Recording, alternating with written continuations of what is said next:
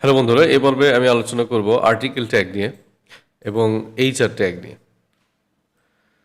গতদিনের কোডগুলো আমি ডিলিট করে দিচ্ছি, এগুলো আমার লাগবে না। এখানে আমি লিখতেছি হচ্ছে আর্টিকেল। হ্যাঁ, আর্টিকেল।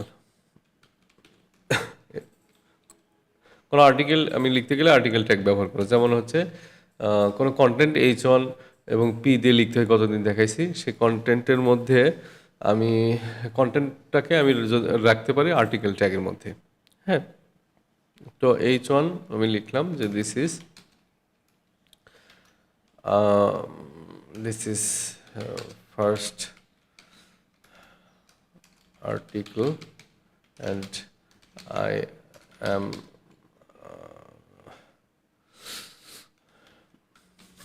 talking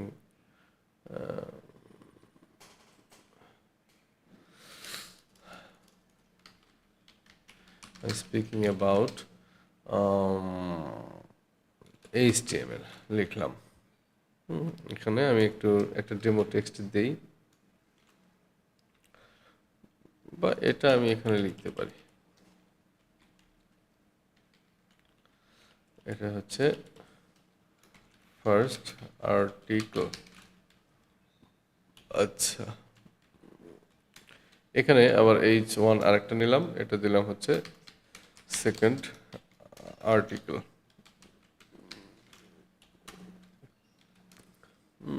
লিখলাম যে this is second article and I am speaking about CSS. আচ্ছা, আমি এখানে আরেকটা H1 নেই,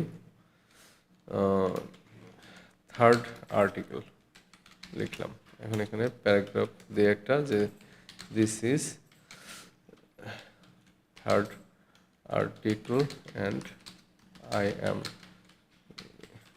am speaking about Java. আচ্ছা, এটা লিখলাম। তো এটা একটা আর্টিকেল। কোনো একটা আর্টিকেল আমি যদি শো করতে চাই, এইভাবে শো করতে, তাইলে এখানে কিন্তু আর্টিকেল আমার হচ্ছে 3টা, তাই না? তাহলে আমি এটাকে এইভাবে করতে পারি যে এটা এখানে নিলাম, সরি আমার এই অংশটুকু কেটে নিলাম।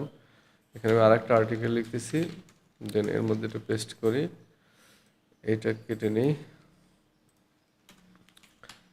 আর্টিকেল নিলাম, দেন এর মধ্যে এটা রাখলাম।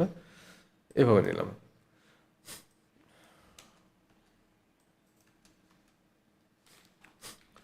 তাহলে এখানে 3টা আর্টিকেল। আমি যদি এটা এখানে রিলোড করে দেখি, তাহলে কি আমার এটা ফার্স্ট আর্টিকেল, এটা হচ্ছে তার ডিটেইল, এটা সেকেন্ড আর্টিকেল, এটা তার ডিটেইল, হ্যাঁ, এটা থার্ড আর্টিকেল, এটা তার ডিটেইল।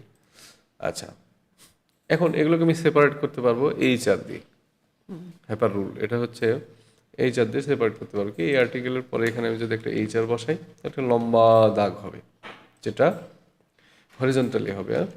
হরিজন্টালি একটু লম্বা দাগ হবে, এটার পরে দিতে চাইলে এইচআর। এবার যদি আমি এখানে রিলোড করি, তাহলে দেখতেছি লম্বা দাগ হচ্ছে। এটা হচ্ছে এইচআর এর কাজ। তো ঠিক আছে, আমার ভিডিও পর্যন্ত ছিল।